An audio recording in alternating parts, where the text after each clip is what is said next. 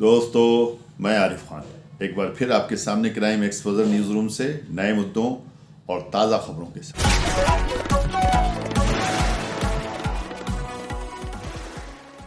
से गुजारिश ये है कि इस वीडियो को बिना स्किप किए आप देखें, तभी इसमें आपको मज़ा आएगा, क्योंकि ये बहुत ही जानकारी से परिपूर्ण वीडियो है। इसमें दोस्तों, महिलाओं की सुरक्षा और उनकी असमत को बचाने के लिए बड़े बड़े दावे करने वाले सफ़ेद कारा लोग, यानी ऑफिसों में भी काम करने वाले लोग जो हैं, किस तरह मौके की तलाश में रहते हैं कि अगर उन्हें मौका मिले तो वो महिला से छेड़खानी करें और अपने हवस को पूरी करें। अधिकतर सरकारी कार्यालयों में या प्राइवेट कार्यालयों में महिलाएं इस प्रकार के उत्पीड़न का शिकार होती हैं। पहली खबर कौशाम्बी से है, जहां पे देख सकते हैं कि एक अधिकारी संविदा कर्मी को किस तरह से छेड़खानी करने की कोशिश कर रहा है। हालांकि वो जेल चले गए हैं, लेकिन फिर भी देखिए।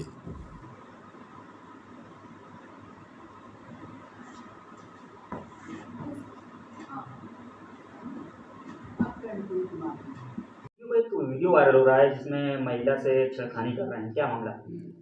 ये जनपद कौशाम्बी में जो हमारे यहाँ जिला परिवीक्षाधिकारी हैं, उनका एक कल वीडियो संज्ञान में आया है, जिसमें एक अपने वो अधीनस्थ महिला कर्मचारी के साथ अश्लील हरकत करते हुए दिख रहे हैं। तो इस मामले का संज्ञान लिया गया और एक जांच कमेटी पहले एक बनाई गई थी, और परंतु चूँकि मामला ये गंभीर प्रवृत्ति का है तो तत्काल ये शासन को एक पत्र भेजा गया है, जिसमें कि ये जो कंडक्ट रूल्स है उसका स्पष्ट रूप से वायलेशन है और उनके खिलाफ कड़ी कार्रवाई करने के लिए अनुरोध किया गया है। साथ ही साथ इसमें एसपी साहब से बात करके पुलिस के द्वारा एक एफआईआर दर्ज कराई जा चुकी है और ये पूरा प्रयास किया जाएगा कि इस पूरे प्रकरण में न्याय हो और इन कर्मचारी अधिकारियों के विरुद्ध कड़ी से कड़ी कार्रवाई होनी चाहिए। सर, क्या कुछ चैट भी इनके सामने आए हैं, ऐसा कुछ?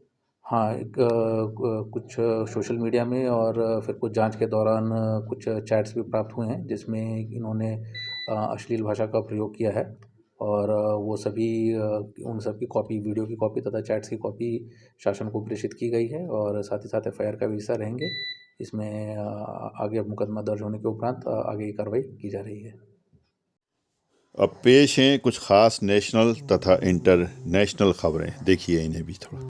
दक्षिण कोरिया, अमेरिका और जापान से तनाव के बीच उत्तर कोरियाई नेता किम जोंग उन ने शीर्ष राजनेताओं के साथ बैठक में अगले वर्ष तक देश की सैन्य शक्ति को और मजबूत बनाने का लक्ष्य रखा है। सिखों के 10वें गुरु गोविंद सिंह जी की जयंती है, जिसे पूरे देश दुनिया में धूमधाम से मनाया जा रहा है। इस मौके पर कई राज्य सरकार ने अवकाश की घोषणा भी की है। विदेश मंत्री एस जयशंकर आज 29 तारीख से 31 दिसंबर 2022 तक साइप्रस की यात्रा पर रहेंगे। इस वर्ष भारत और साइप्रस के बीच राजनयिक संबंधों की 60वीं वर्षगांठ मनाई जा रही है, जहां इस दौरान एस जयशंकर साइप्रस के अपने समकक्ष लोआनिस कासोउलिडेस के साथ बैठक करेंगे। आज झारखंड की हेमंत सोरेन सरकार 3 साल पूरे होने के उपलक्ष्य में प्रदेशवासियों को कई सौगात देंगे, जहां सीएम हेमंत सोरेन भी कई कार्यक्रम में शामिल होंगे।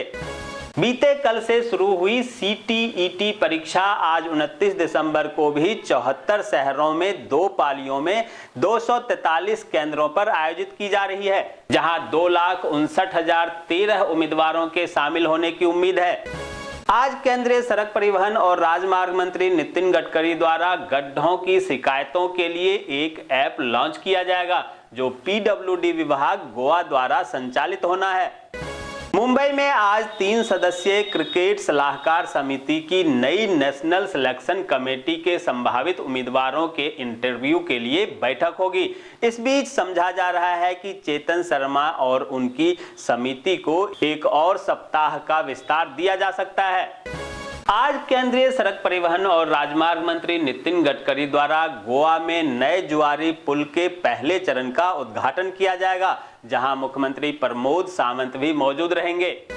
केंद्रीय मंत्री जितेंद्र सिंह ने उत्तर प्रदेश के अमरोहा में पार्टी नेताओं और प्रशासनिक अधिकारियों से मुलाकात की। साथ ही कार्यक्रम से इतर राहुल गांधी के हालिया बयान पर अपनी प्रतिक्रिया देते हुए कहा कि जिस यात्रा में भारत को तोड़ने वाले लोग शामिल हैं, वह यात्रा भारत को जोड़ने वाली कैसे हो सकती है। बिहार के मुख्यमंत्री नीतीश कुमार के पुराने दोस्त और बिहार के पूर्व डिप्टी सीएम सुशील मोदी ने बड़ी भविष्यवाणी की है। सुशील मोदी ने कहा है कि 2023 में तेजस्वी यादव बिहार के मुख्यमंत्री बनेंगे। यही नहीं, उन्होंने यह भी कहा कि साल 2023 सियासी तौर पर उथल पुथल भरा रहेगा। दिल्ली सरकार पर बढ़ते प्रदूषण को लेकर निशाना साधते हुए सांसद मनोज तिवारी ने कहा कि अरविंद केजरीवाल और उनकी सरकार ने अन्य राज्यों में अपने चेहरे को चमकाने के लिए प्रचार पर खर्च किया। उनका पैसा अगर प्रदूषण के नियंत्रण पर खर्च होता तो आज दिल्ली की स्थिति है। डिप्टी सीएम केशव प्रसाद मौर्य का बड़ा दावा, सपा के कई विधायक भाजपा के संपर्क में, लेकिन फिलहाल वैकेंसी नहीं। कहा अखिलेश यादव को अब कभी नहीं मिलेगी सीएम की कुर्सी। निकाय चुनाव पर यूपी सरकार पहुंची सुप्रीम कोर्ट। हाई कोर्ट के फैसले पर रोक लगाने के लिए दाखिल की याचिका। 2 जनवरी को हो सकती है मामले की सुनवाई। निकाय चुनाव पर गठित ओबीसी आरक्षण आयोग के अध्यक्ष राम अवतार सिंह का बड़ा बयान, आरक्षण निर्धारण कठिन और चुनौतीपूर्ण काम, रिपोर्ट देने में 6 महीने तक का लग सकता है वक्त। ओबीसी आरक्षण के मुद्दे पर अखिलेश यादव का आरोप, पिछड़े दलित के साथ सरकार कर रही सौतेला व्यवहार, पहले पिछड़ा फिर दलितों के अधिकार को छीनने की कोशिश। केंद्रीय माध्यमिक शिक्षा बोर्ड सीबीएसई ने बोर्ड परीक्षा की तारीखों का किया ऐलान। 10वीं की परीक्षा 15 फरवरी से 21 मार्च तक, तो 12वीं की परीक्षा 15 फरवरी से 5 अप्रैल तक होगी। राजनीति मंडल कमंडल पर आई।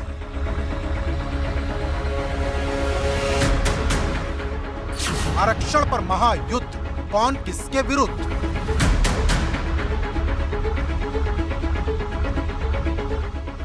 क्या उत्तर प्रदेश की सियासत फिर से लौटकर मंडल कमंडल के दौर में आ गई है? क्योंकि ओबीसी आरक्षण को लेकर ऐसी जंग छिड़ी है कि समाजवादी पार्टी ने सत्ताधारी भाजपा के खिलाफ जंग छेड़ दी है। अखिलेश यादव खुलकर आरक्षण के मोर्चे पर भाजपा को न सिर्फ पिछड़ा विरोधी बता रहे, बल्कि कह रहे कि आज सरकार ने ओबीसी आरक्षण खत्म किया, कल दलित आरक्षण खतरे में होगा।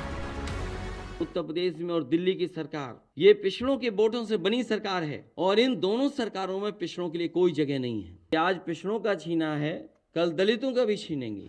मतलब एकदम साफ है, समाजवादी पार्टी के हाथ में भाजपा की ऐसी नब्ज आ गई है जिसे वो जितना दबाएगी सियासत उतनी ही गरमाएगी। क्योंकि अखिलेश यादव न सिर्फ ओबीसी बल्कि इस मुद्दे को हथियार बनाकर दलितों को भी अपने साथ जोड़ लेना चाहते हैं।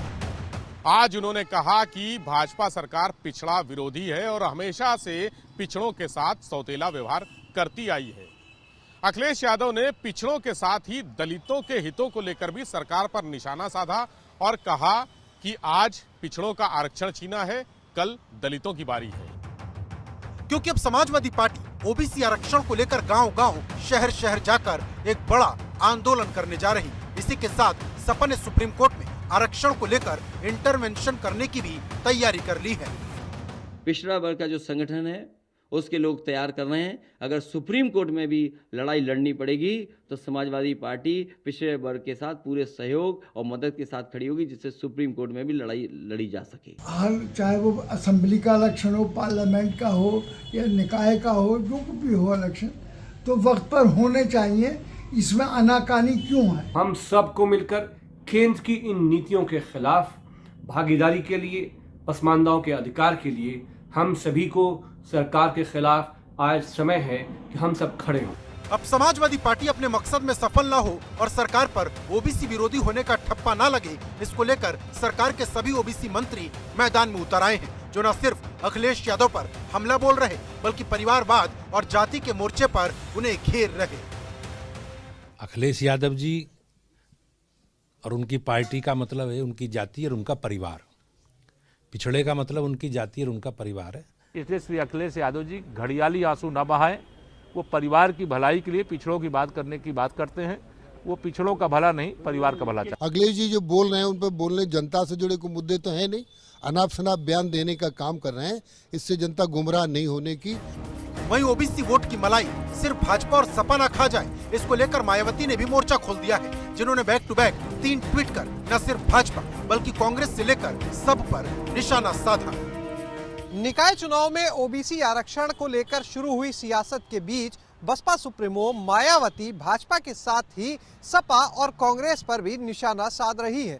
तो वहीं दूसरी ओर सपा अध्यक्ष अखिलेश यादव पिछड़ों के साथ ही दलितों की बात करते हुए नजर आ रहे हैं।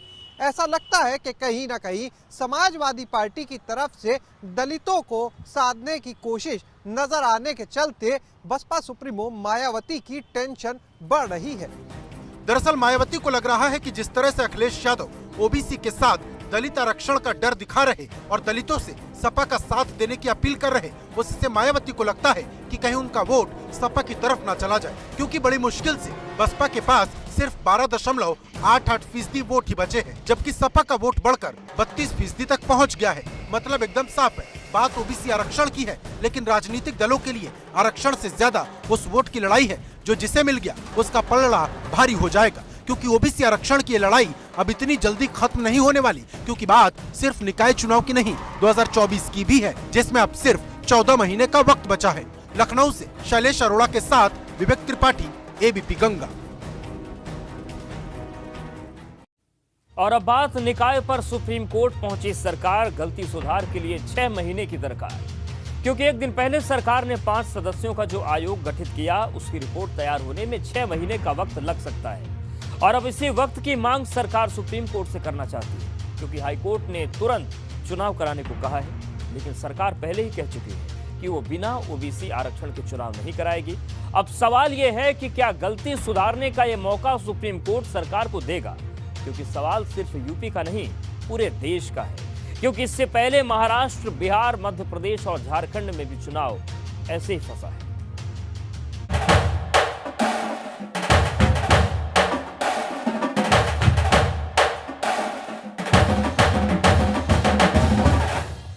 गलती सुधार के लिए 6 महीने की दरकार, सुप्रीम कोर्ट पहुंची यूपी सरकार।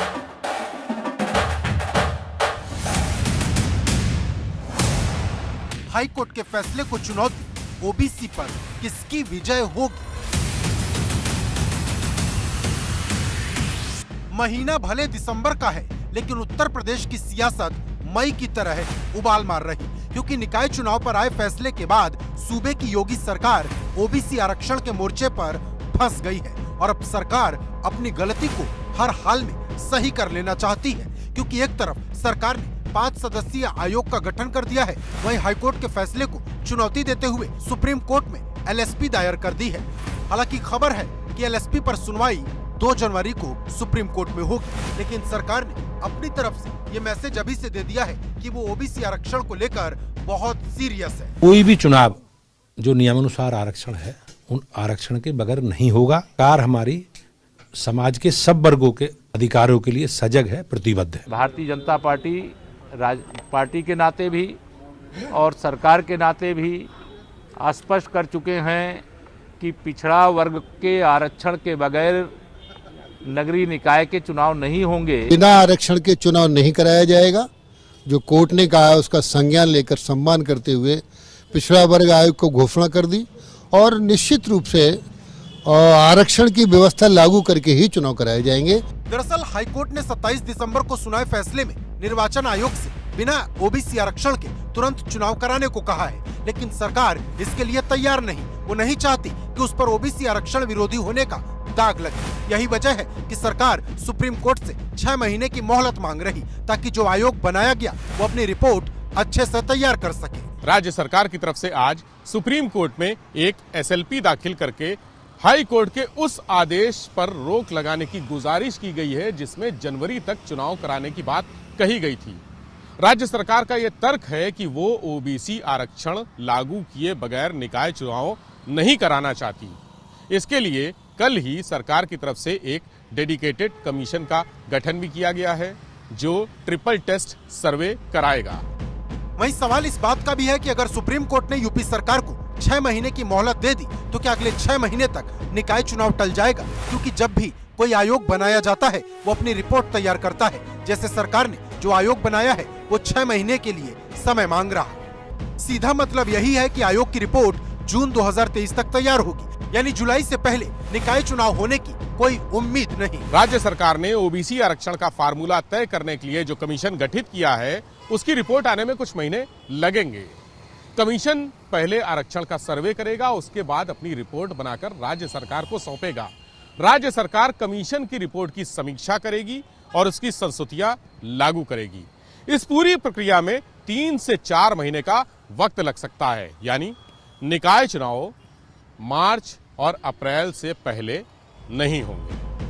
लेकिन बड़ा सवाल यह है कि क्या सुप्रीम कोर्ट हाई कोर्ट के फैसले को बदलने के लिए तैयार होगा और कोर्ट नहीं पूछेगा कि जो गलती इससे पहले मध्य प्रदेश, महाराष्ट्र, बिहार और झारखंड की सरकार ने की वो यूपी सरकार ने क्यों दोहराई? क्योंकि सवाल सिर्फ उत्तर प्रदेश का नहीं, पूरे देश का है। क्योंकि सुप्रीम कोर्ट जो भी फैसला सुनाएगा उसे आगे तक के लिए नजदीर माना जाएगा, क्योंकि जिस ट्रिपल टेस्ट पर पेच फंसा है वो फैसला भी सुप्रीम कोर्ट का ही दिया हुआ है। मतलब एकदम साफ है, निकाय चुनाव पर सरकार की मुश्किल थमेगी या बढ़ेगी, इसका बहुत कुछ सुप्रीम कोर्ट पर टिका है। कि ओबीसी फाइल्स क्या है वो हम आपको समझा देते हैं कि आखिर मसला क्या हुआ पूरा। 5 दिसंबर को अंतिम ड्राफ्ट खारिज हो गया। 12 दिसंबर को निकाय चुनाव की अधिसूचना पर रोक लगा दी गई, क्योंकि ऐसा लग रहा था कि 16 तक तो अधिसूचना जारी हो जाएगी। 14 दिसंबर को सरकार को हलफनामा दाखिल करने को कहा गया। 20 दिसंबर को सरकार ने हलफनामा दाखिल भी कर दिया। 24 दिसंबर को सुनवाई पूरी हुई और फैसला कोर्ट ने सुरक्षित रखा।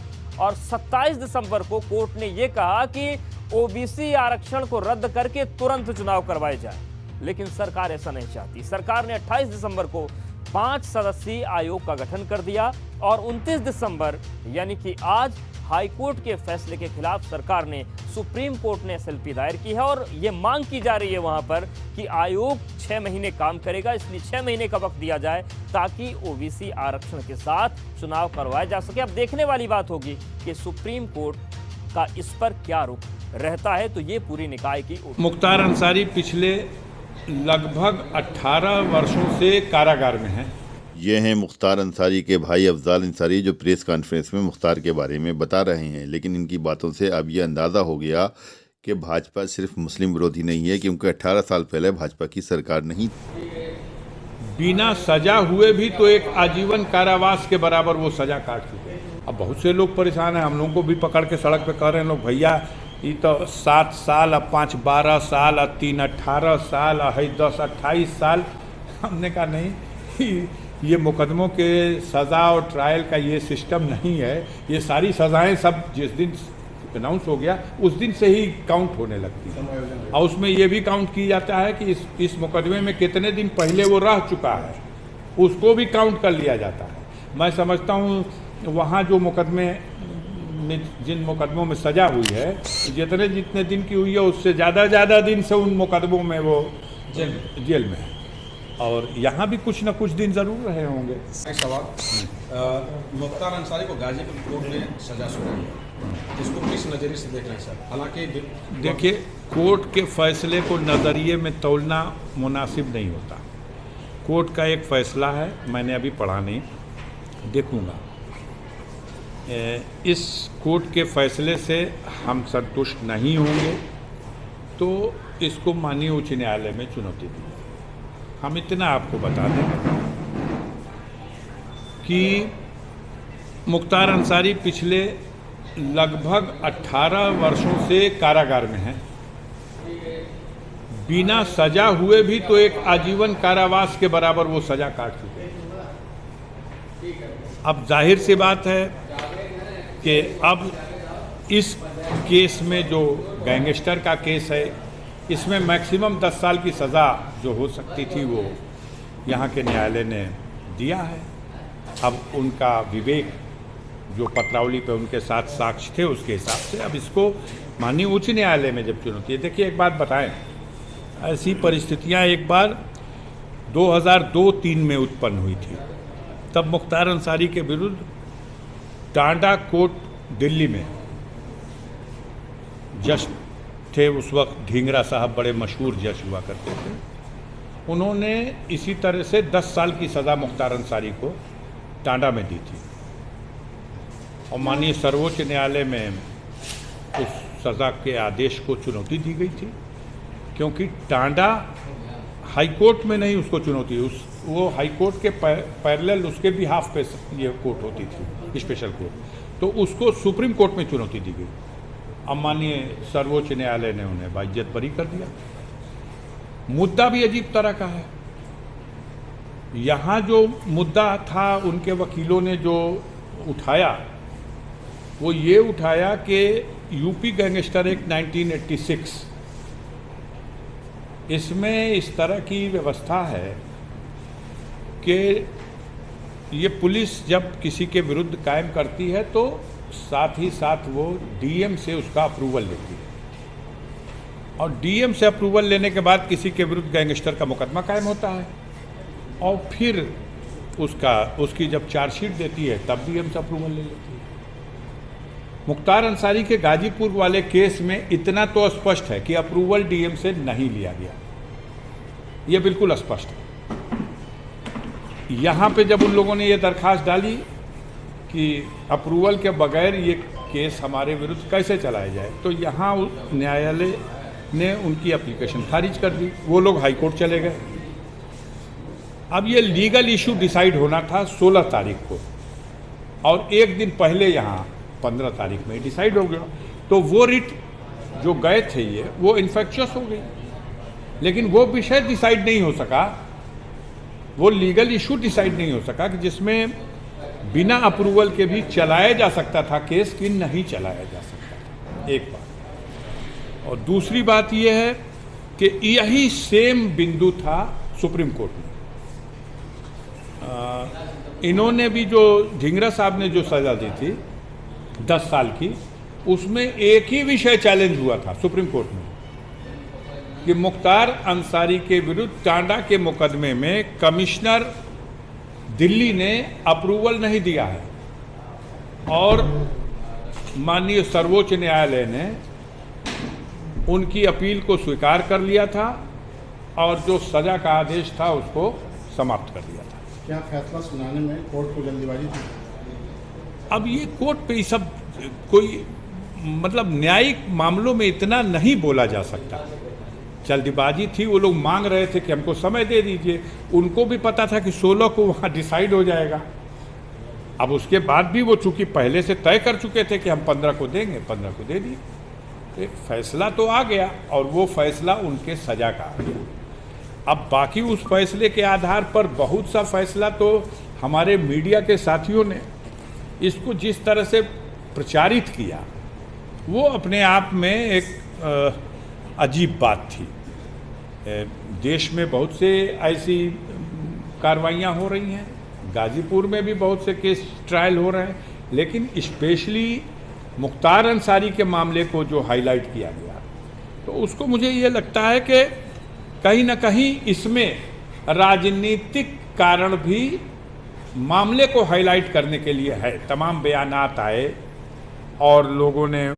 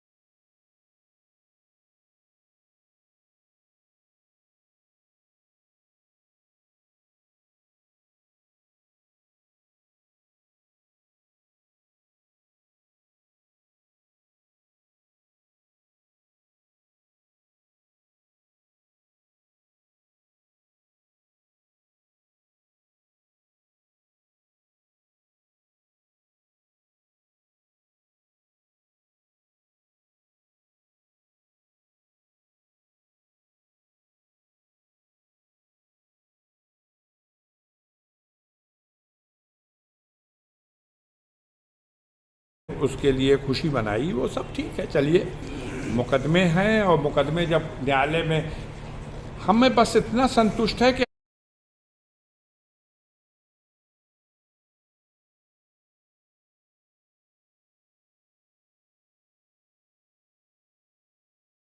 किसी के विरुद्ध जब आरोप हो तो उस आरोप का परीक्षण न्यायालय में हो, और न्याय के मार्ग पर जो उचित हो उसके हिसाब से उसका निस्तारण। लेकिन इस देश में वो लोग खुशी मना रहे हैं जिनको इस व्यवस्था पे विश्वास नहीं। अब गुड्डू भाई के ऊपर मुकदमा कायम हो जाए दंगा करने का, फसाद करने का, अब गुड्डू भाई अपने मुकदमे का विचारण कोर्ट में नहीं कराएंगे, और अफजाल अंसारी पे मुकदमा कायम हो जाए तो डे बाय डे करा देंगे। तो ये सब जनता भी तो देख रही है। उसको भी तो लग रहा है कि कुछ अधिक हो रहा है, इफरात हो रहा है। देखा जाएगा। अभी तो जो एक बात है कि एक कोर्ट का निर्णय आया है और न्यायिक प्रक्रिया है, उसमें कोई टीका टिप्पणी का अवसर नहीं। अगर आपको वो फैसला अच्छा नहीं लगता है, उसमें जो विसंगतियां हैं, उसमें जो कमी है, उसको आधार बना के आप ऊपर के न्यायालय में जाइए। आप उस पर टीका टिप्पणी कैसे करेंगे? आपके वकील साहब ने बताया था कि 4 मुकदमे थे जिसमें सब में वो बरी हो गए थे, फिर उसको आगे बढ़ाया गया। देखिए, गैंगस्टर अपने आप में पैरों पर खड़ा होने वाला कोई अपराध नहीं, ये किसी दूसरे पैर पे खड़ा होता है। जैसे किसी के विरुद्ध एक मुकदमा है या किसी के विरुद्ध 2-4 मुकदमा है, तो जब गैंगस्टर का मुकदमा कायम होता है तब उसमें लिखा जाता है कि ये आदमी गैंगस्टर एक्ट में इसलिए इसके खिलाफ मुकदमा कायम किया जा रहा कि इसने फला जगह घटना की, फला जगह घटना की, फला जगह घटना की, इन घटनाओं में ये अभियुक्त है और इसलिए अभी ये बहुत सिलसिले से घटनाएं कर रहा, इसलिए इसके विरुद्ध हम गैंगस्टर एक्ट की कार्रवाई कर रहे हैं। आपने ये आधार बना के कर दिया। अब ये सच है कि 4 मुकदमे उसमें के छूट चुके थे और 5वां मुकदमा जो था अभी निर्णय नहीं आया था। ऐसा भी नहीं था कि उसमें वो दोषी पा गए थे, लेकिन अब इस मुकदमे के आने की वजह से हो सकता है उस मुकदमे में भी ये आधार बना लिया जाए या इसको आधार न भी बनाया जाए, तो इस रोशनी में उसके निस्तारण पे सोचा जाए। अब मुख्तार का तो लखनऊ की अदालत में एक धमकी देने के मुकदमे में 7 साल की सज़ा दी है। आप अगर देखेंगे तो शायद देश में नज़ीर नहीं मिलेगी। 506 के मुकदमे में 7 साल की सज़ा। उसके बाद एक और कोई उस जगह था, हाँ, एक गैंगस्टर का और मुकदमा था, वो छूट गया था, तो उसमें अपील में उनको 5 साल की सज़ा, और एक और कोई कुछ था तो उसमें उनको 3 साल की सज़ा। तो अब बहुत से लोग परेशान हैं। हम लोगों को भी पकड़ के सड़क पे कह रहे हैं लोग, भैया ये तो 7 साल, अब 5 12 साल, अब 3 18 साल, है 10 28 साल। हमने कहा नहीं, ये मुकदमों के सज़ा और ट्रायल का ये सिस्टम नहीं है। ये सारी सज़ाएं सब जिस दिन अनाउंस हो गया उस दिन से ही काउंट होने लगती है, और उसमें ये भी काउंट किया जाता है कि इस मुकदमे में कितने दिन पहले वो रह चुका है, उसको भी काउंट कर लिया जाता है। मैं समझता हूँ वहाँ जो मुकदमे में, जिन मुकदमों में सज़ा हुई है, जितने दिन की हुई है उससे ज़्यादा दिन से उन मुकदमों में वो जेल में है, और यहाँ भी कुछ न कुछ दिन ज़रूर रहे होंगे। सांसद जी, जो सरकारी वकील ने कहा कि उन्हें फैमिली बैकग्राउंड के आधार पर ये फैसला दिया गया, फैमिली बैकग्राउंड का क्या मतलब आप समझते हैं? भाई ये उनके सवाल, उनसे आपने क्या सवाल किया था, उनके जवाब क्या थे? स्वतंत्रता संग्राम सेनानी थे वो, उनके परिवार के लोग, इसलिए ये जिक्र है। उन्होंने कहा है कि इसका लाभ नहीं दिया गया। एक मिनट, उन्होंने ये कहा है कि जैसे बताया जाता है कि नहीं, आपके घर में स्वतंत्रता संग्राम सेनानी रहे हैं, उस तरीके का मामला है, और आप मुख्तार अंसारी को बताइए कि उस तरह के आपराधिक बड़ी घबरा रहे हैं। देखिए बात ये है कि क्या कहा है और क्यों कहा है, ये तो वही बात मैं आपका ध्यान भी चाहूंगा। मैंने एक बहुत महत्वपूर्ण प्रश्न पूछा है। प्रश्न है कि देश में ऐसे कितने कैदी हैं जिन्हें उनकी सजा पूरी होने के बाद भी जेल से रिहा नहीं किया गया, और इसके जवाब में माननीय मंत्री जी जो सभा पटल पे जवाब रख रहे हैं, मैं नहीं, ये उच्च सदन है सर, अगर हम जवाब मांग रहे हैं तो कम से कम हमें ब्यौरा तो मिले, बिल्कुल टरकाने वाला जवाब मिलेगा तो हम क्या प्रश्न उसी आधार पे पूछे, उसके आधार पे पूछे।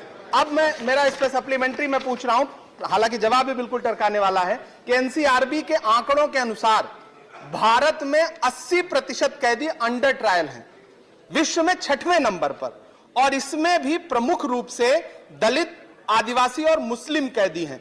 अब जब सुप्रीम कोर्ट ने कहा है कि बेल नॉट जेल, ऐसे में सरकार अंडर ट्रायल कैदियों की संख्या जेलों से कम करने के लिए कौन सा उपाय कर रही है? धन्यवाद माननीय उपसभापति जी। पहली बात तो मैं माननीय सदस्य को आपके माध्यम से ये कह देना चाहता हूं कि इस तरह की भाषा जब वो उच्च सदन कहते हैं तो पहले बोलने से पहले उनको जानकारी इकट्ठी कर लेनी चाहिए। भारत के संविधान की अनुसूची 7 में सूची 2 पर साफ साफ दर्ज है कि ये प्रदेश सरकारों का मामला है। जेल और जेल में बंदी जो रहते हैं उसके प्रशासन और प्रबंधन की जिम्मेदारी प्रदेश सरकार की होती है। केंद्र सरकार उसमें केवल सहयोग करती है।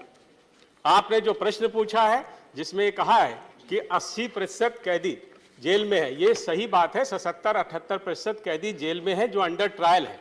लेकिन आपको यह भी मालूम होना चाहिए कि हमारे संविधान में न्यायालय की व्यवस्था बिल्कुल स्वतंत्र है और अंडर ट्रायल कैदियों के विषय में निर्णय लेने का अधिकार केवल न्यायालयों को होता है। Second supplementary. माननीय उपसभापति महोदय, माननीय मंत्री जी ने जो जवाब दिया है, जो काम है प्रक्रिया है मैडम, प्लीज चलने दीजिए। इस प्रश्न के उत्तर में जो जवाब दिया गया है वो आप एक बार सुन लें महोदय। मैं आप उसमें जो इन्होंने जवाब है उसमें कहा गया है कि एनसीआरबी आंकड़ा प्रस्तुत कर रहा है। सुनेंगे प्लीज।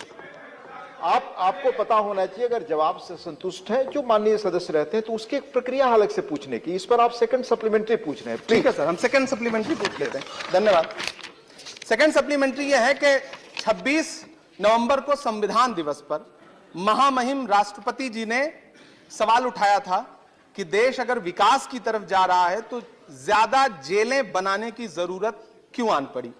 2019 का जो आंकड़ा है एनसीआरबी का, नया आंकड़ा गृह मंत्रालय ने उपलब्ध नहीं कराया, 1031 कैदी हैं जो सजा पूरी कर चुके हैं लेकिन जुर्माने की रकम ना अदा कर पाने की वजह से जेलों के अंदर हैं। यह 2019 का आंकड़ा है महोदय। बहुत गंभीर आपने सवाल, बहुत गंभीर प्रश्न है। माननीय मंत्री जी ने कहा कि it's a matter of state, तो मैं माननीय मंत्री जी से पूछना चाहता हूं कि भारत की एक बेटी, गर्भवती महिला बिल्किस का गैंग रेप और उसके परिवार के 7 लोगों की जघन्य हत्या, उनके कैदियों को रिहाई, क्या यह मैटर ऑफ स्टेट है कि गृह मंत्रालय भी इस पर कभी इस पर ध्यान देगा या नहीं देगा? It's only matter of state. It's only matter of state. आप बैठे, आप बैठे। माननीय मंत्री जी आप बोले। माननीय उपसभापति जी, अभी मैं यही कह रहा हूं कि सदस्य ने प्रश्न के उत्तर को ठीक ढंग से पढ़ा नहीं। उसमें यह लिखा है कि एनसीआरबी जो स्टैटिस्टिक्स इकट्ठा करती है जेल के संबंध में, उसमें जेलों की संख्या, जेलों में कैदी, जेलों में पुरुष महिला कैदी, ऐसी विशिष्ट श्रेणी कि कौन से कैदी सजा पूरी करने के बाद भी छोड़े नहीं गए, इसके कोई विशिष्ट आंकड़े एनसीआरबी कलेक्ट नहीं करता है। यही उसमें कहा गया है। दूसरी चीज ये साफ है, आप पता कर लीजिएगा, पता कर लीजिएगा। मैं पूरी जिम्मेदारी से जवाब दे रहा हूं माननीय मंत्री जी। और दूसरा जो इन्होंने कहा, प्लीज आप अपनी सीट पर नहीं बैठिए मैडम, प्लीज दूसरा इन्होंने प्रश्न पूछा है कि 2019 में ऐसे कैदी जो अपनी सजा पूरी कर चुके लेकिन उनको छोड़ा नहीं गया। मैं आपको कहना चाहता हूं कि गृह मंत्रालय की ये जिम्मेदारी है कि वो एडवाइजरी जारी करता है। हमने जेल प्रिजन 2016 जारी किया है जिसके माध्यम से कैदी जो सजा पूरी कर चुके हैं उनको रिहा करने की ऐसी सारी सुविधाएं हैं। तो सुना आपने, ये थे केंद्रीय गृह राज्य मंत्री टेनी। इन्होंने जिस तरह से जवाब दिए हैं कि 2016 की जेल एडवाइजरी जारी करके इन्होंने जैसे बहुत बड़ा काम किया है। 2022 में 2016 की इन्होंने जेल एडवाइजरी जारी करी है और लोगों को बताया है कि उस क्या हालात हैं। इतना सिलो अगर काम होगा तो कैसे मेरा भारत महान होगा, ये भी बड़े सोचने की बात है। अब आगे वो सुनिए जो कुमार विश्वास ने एक प्रोग्राम में योगी को कहा कि बिल्डोजर से आए हैं कि गाड़ी से आए हैं। यही तो है योगी बाबा के बुलडोजर का भौकाल। विश्वास ने भी पूछ लिया बुलडोजर वाला सवाल। बाबा बुलडोजर पर आए हैं या गाड़ी पर? विश्वास आगे कभी तो देखने गए आपको बाहर से, गाड़ी पे आए हो कि बुलडोजर पे आए? विश्वास के सवाल पर देखिए योगी का जवाब।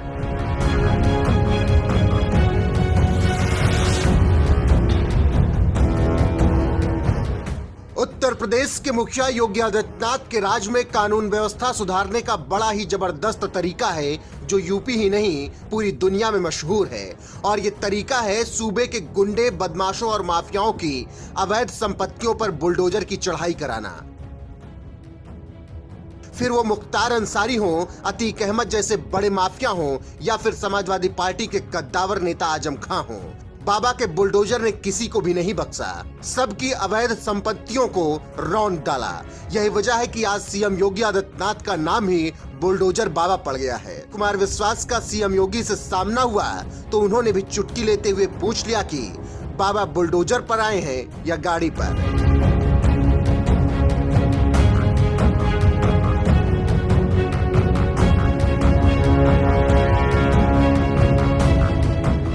दरअसल देश के पूर्व प्रधानमंत्री भारत रत्न अटल बिहारी वाजपेयी की जयंती के ठीक एक दिन पहले यानी 24 दिसंबर के दिन राजधानी लखनऊ के कन्वेंशन सेंटर में भारतीय कवि सम्मेलन का आयोजन किया गया, जिसमें एक से बढ़कर एक कवियों के साथ ही मशहूर कवि कुमार विश्वास को भी बुलाया गया।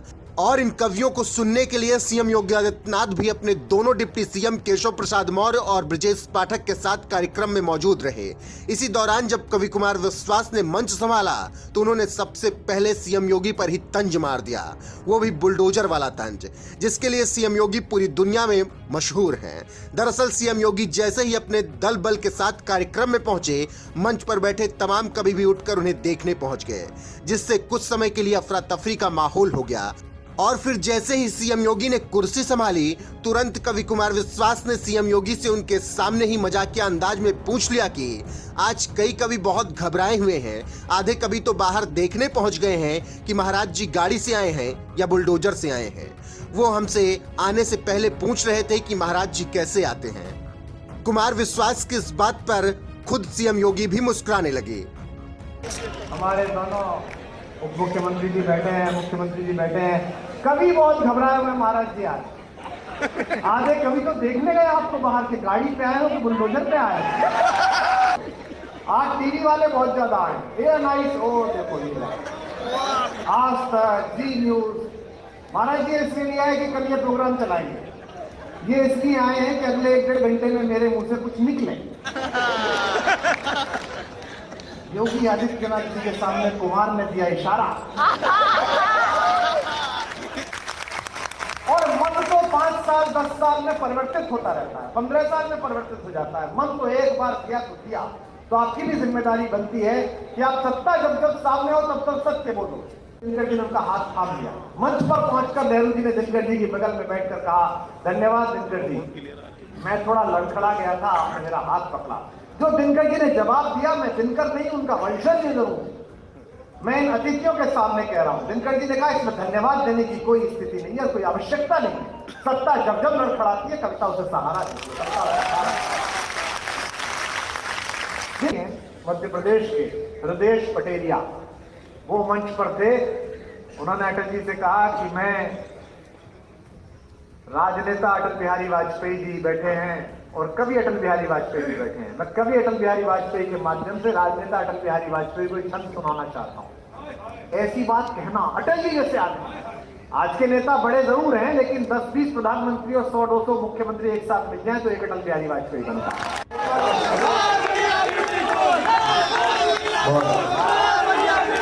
बोले चीता आ गया चीता, एक लड़की तो चैनल वाली चीते की ड्रेस पहन गई, मैं डर गया मैं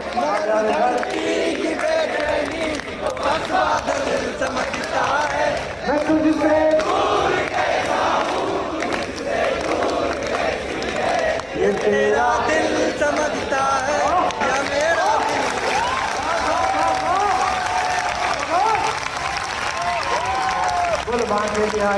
कुमार विश्वास की बात पर सीएम योगी का मुस्कुराना बता रहा है कि वो भी इस बात को अच्छी तरह से समझते हैं कि माफियाओं की कमर तोड़ने वाले यंत्र बुलडोजर को अब जनता भी पसंद करने लगी है, क्योंकि ये बुलडोजर एक तरफ जहां यूपी को विकास के रास्ते पर ले जाने के लिए सड़क निर्माण कर रहा है, तो वहीं दूसरी तरफ कानून तोड़ने वाले माफियाओं की अवैध संपत्तियों पर कहर बनकर टूट रहा है। एंटी रोमियो स्कॉट पर भी विश्वास ने लिए मजे।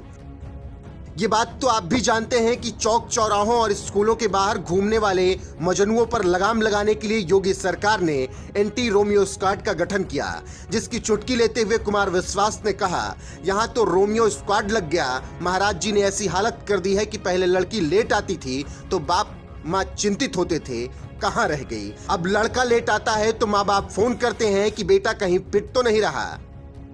पीएम मोदी के न खाऊंगा न खाने दूंगा नारे पर भी चुटकी लेते हुए कुमार विश्वास ने कहा, महाराज जी मुझे सब चिढ़ाते हैं, कहते हैं कि तुम क्या प्रेम के कवि हो, तुम्हारे मुख्यमंत्री ने प्रेम पर अंकुश लगा दिया। मैंने कहा कि खबरदार अगर हमारे सीएम के बारे में गलत बोला। हर आदमी का अपना एजेंडा होता है, प्रधानमंत्री जी का अपना एजेंडा है, न खाऊंगा न खाने दूंगा। यह बात अलग है कि कुछ लोग पैक करा कर ले जा रहे हैं। प्रेम को लेकर मुख्यमंत्री जी का एजेंडा है, हमारे मुख्यमंत्री ने न प्रेम किया न करने देते हैं। सीएम योगी के सामने ही कुमार विश्वास तंज भरे अंदाज में उन पर वार किए जा रहे थे, तो वहीं सीएम योगी भी मंद मंद मुस्कुराते हुए नजर आए, क्योंकि ये बात कहीं ना कहीं वो भी जानते हैं कि कभी का तो काम ही है चुटीले अंदाज में सरकार पर तंज मारना। बहरहाल आपको बता दें कि पूर्व प्रधानमंत्री और महान नेता अटल बिहारी वाजपेयी जी खुद एक कवि थे। यही वजह है कि योगी सरकार ने उनकी जयंती के मौके पर कवि सम्मेलन का आयोजन करवाया, जिसमें कुमार विश्वास को भी बुलाया गया। कार्यक्रम के अंत में मुख्यमंत्री योगी आदित्यनाथ ने अटल बिहारी वाजपेयी के बारे में जो कुछ कहा वो भी सुनिए। मैं इस अवसर पर भारत माता के इस महान सपूत को देश के लिए उनकी सेवाओं के लिए स्मरण करते हुए प्रदेशवासियों की ओर से कोटि कोटि नमन करता हूं। आज का दिन महान शिक्षाविद, समाजसेवी पंडित मदन मोहन मालवीय जी की भी पावन जयंती का दिन भी है। मैं इस अवसर पर भारत रत्न पंडित मदन मोहन मालवीय जी को प्रदेश शासन की ओर से, उत्तरवासियों की ओर से नमन करते हुए विनम्र श्रद्धांजलि भी अर्पित करता हूं।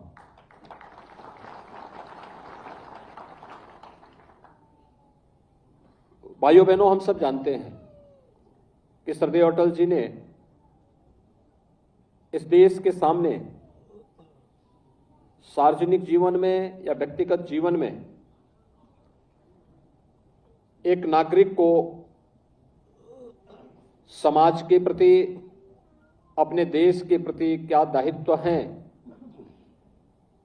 और सार्वजनिक जीवन में रहकर के भी व्यक्ति मूल्यों और आदर्शों की राजनीति कर सकता है, यह 6 दशक से के अपने उस सार्वजनिक जीवन के कालखंड में श्रद्धेय अटल जी ने इस देश को अपने व्यक्तित्व और कृतित्व से उस प्रकार का जीवन जी करके एक नई प्रेरणा भी दी है। आज पूरा देश श्रद्धेय अटल जी के प्रति अपार सम्मान और श्रद्धा का भाव व्यक्त करते हुए, उनकी सेवाओं का स्मरण करते हुए उन्हें अपनी श्रद्धांजलि अर्पित कर रहा है। हर व्यक्ति जानता है कि अटल जी एक कवि थे, एक लेखक भी थे, एक पत्रकार भी थे, एक संवेदनशील जनप्रतिनिधि भी थे और श्रद्धेय अटल जी इस देश की विदेश नीति को वैश्विक मंच पर प्रभावी ढंग से रखने वाले एक प्रखर राजनेता भी थे। तो देश के नेतृत्वकर्ता के रूप में अस्थिरता के दौर से उभार करके भारत की राजनीति को स्थिरता, पारदर्शी और जवाबदेह कैसे बनाया जाना चाहिए, इसके प्रतीक पुरुष भी थे। प्रधानमंत्री के रूप में देश के सामने जो मानक श्रद्धेय अटल जी ने रखे थे, चाहे वह गरीब कल्याण के हो, शासन प्रशासन की व्यवस्था की शुचिता और पारदर्शिता को लेकर के हो, या भारत को दुनिया की एक बड़ी ताकत के रूप में स्थापित करने की दिशा से भारत को परमाणु संपन्न बनाने और भारत के इंफ्रास्ट्रक्चर डेवलपमेंट के लिए, बुनियादी ढांचे के विकास के लिए किस प्रकार की कार्य योजना बननी चाहिए,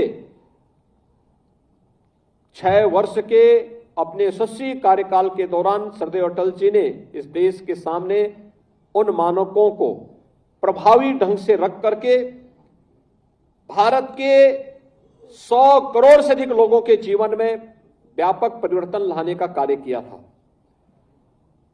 हर व्यक्ति जानता है कि राजनीति में मूल्यों और आदर्शों को ध्यान में रखते हुए परस्पर समन्वय और संवाद की राजनीति को प्राथमिकता को देते हुए अस्थिरता के दौर से गुजर रही भारत की राजनीति को स्थिरता में बदलने का कार्य प्रधानमंत्री के रूप में श्रद्धेय अटल जी ने इस देश को दिया था। और आज वही स्थिरता प्रधानमंत्री मोदी जी के नेतृत्व में भारत को दुनिया की एक बड़ी ताकत के रूप में उभार रहा है।